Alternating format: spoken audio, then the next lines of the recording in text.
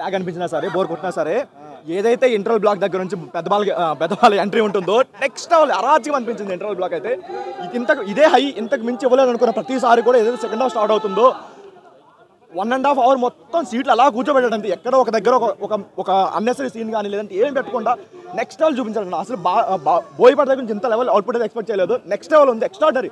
మెయిన్గా చెప్పుకోవాల్సింది ఎలివేషన్ కాకుండా డైలాగ్స్ ఏవైతే ఉన్నాయో, ఒక తల్లి గురించి చెప్పే డైలాగ్స్ అయినా, ఒక దేవుడి గురించి చెప్పే డైలాగ్స్ అయినా, శివుడు వచ్చి చెప్పే కొన్ని డైలాగ్స్ అయినా సరే, సనాతన ధర్మం గురించి చెప్పే డైలాగ్స్ అయినా ప్రతి ఒక్కరు 2 చేతుల్లో పెట్టుకుని చూస్తారు. ఆ లెవెల్ ఉన్న డైలాగ్స్ అయితే ఎక్స్ట్రాడనరీ. మీరు ఫిజిక్స్, లాజిక్స్, కెమిస్ట్రీ అన్ని పక్కన పెట్టుకొని సినిమా చూస్తే మాత్రం మీరు పిచ్చగా ఎంజాయ్ చేస్తారు. మామూలుగా కాదు అసలు. లేదు ఇలాంటి లాజిక్స్ అన్ని చూస్తే మాత్రం కొంచెం డిసప్పాయింట్ అవ్వచ్చేమో, కానీ అవన్నీ పక్కన పెడితే మాత్రం ది బెస్ట్ మూవీ అని చెప్పుకోవచ్చు. ఈ ఇయర్లో ది బెస్ట్ మూవీ అని చెప్పుకోవచ్చు. Undoubtedly Akhanda 2. అండ్ కలెక్షన్ వైజ్గా కూడా రేపటి నుంచి థియేటర్లు అన్నీ గుడ్ అయిపోతాయి. ఆ లెవెల్లో ఉంటుంది.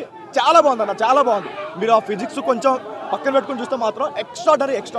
ఎక్కడ కూడా మీరు ఫస్ట్ ఓవర్ కొంచెం ఆ జాజికాయ సాంగ్ ఒకటి, ఇంటర్వల్ బ్లాక్ ఒకటి, ఆ 2 హైలైట్ ఉన్నాయి. మిగతా అంతా లాగ్ అనిపించినా సరే సెకండ్ హాఫ్ వచ్చేసరికి ఏ ఒక్క డల్ మూమెంట్ లేదు, ఒక అన్నెసరీ సీన్ ఎక్కడ అనిపించలేదు. Second half extraordinary. ఈ మధ్య కాలంలో ఓజీ నమ్మకూడదని చెప్పుకోవచ్చు. ఆ లెవెల్ ఉంది, నెక్స్ట్ లెవెల్ అనిపించింది.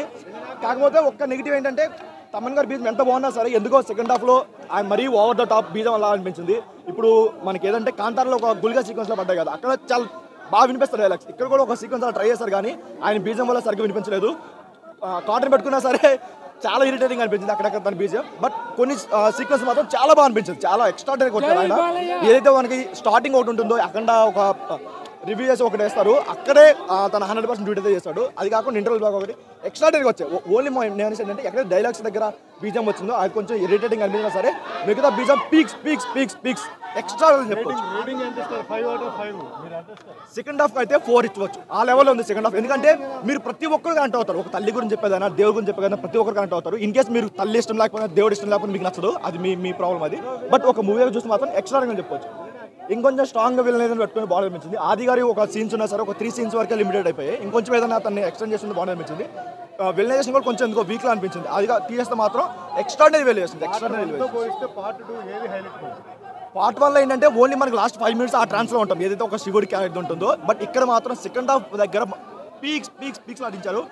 చెప్పాలంటే ఒకటి హెలికాప్టర్ వింగ్స్తో ఒక అగ్రెసివ్ సీన్ ఉంటుంది, అది అలా మైండ్లో తిరుగుతుందన్న. ఎక్స్ట్రాడనరీ అదైనా సరే, లేదంటే హనుమాన్ ఫైట్ అయినా సరే చాలా బాగుంది. విజువల్ వైజ్గా లేదంటే ఎలివేషన్ వైజ్గా అయినా సరే ఒక కొత్త బోయపాటిని చూస్తారు. ఆ లెవెల్లో ఉన్నాయి.